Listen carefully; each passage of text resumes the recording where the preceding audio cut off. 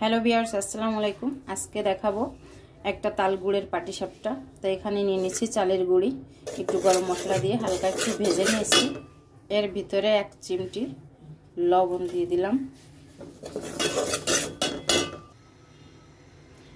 গুড়টা তৈরি করার জন্য গুঁড়োটাকে একটু ভেজে নিয়েছি, গুঁড়োটা তাহলে একটু ঘ্রাণ কয়। আর এখানে দিয়ে দেব সম্পূর্ণ দুধ, কোনো পানি দিব না।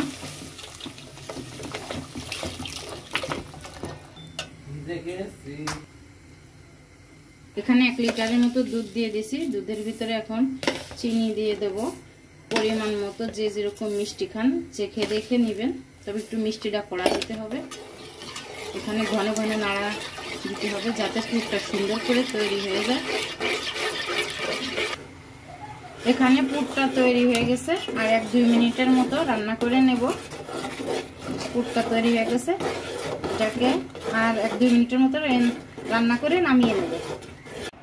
এখানে 1 চিমটি লবণ দিয়ে দিলাম তালের গুঁড়ার ভিতরে।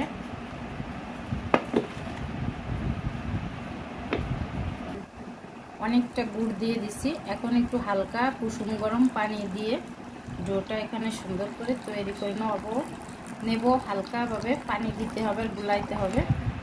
অতিরিক্ত পানি একসাথে দিয়ে গুলানো যাবে না, তাহলে কিন্তু বেশি হয়ে যাবে।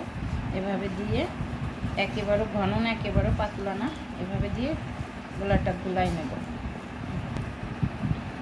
গোলাটা একদম তৈরি করা হয়ে গেছে। এখন আমি পিঠাটা তৈরি করে নেব। ফ্রাই প্যানের ভিতরে হালকা একটু তেল দিয়ে তেলটাকে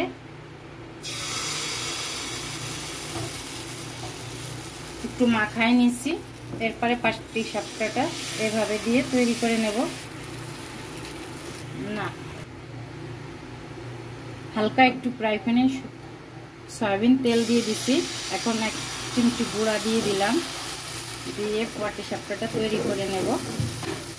এখানে পাটিসাপটাটা কিন্তু এমনি সুন্দর করে হয়ে গেছে। এখন এটাকে 1-2 মিনিটের মতো ঢেকে দেব।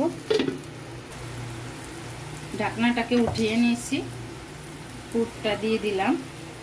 পুরটা দিয়ে সুন্দর করে পাশে এভাবে দিয়ে আর মুখের কাছে একটু দিতে হবে, আটকায় যাবে যাতে।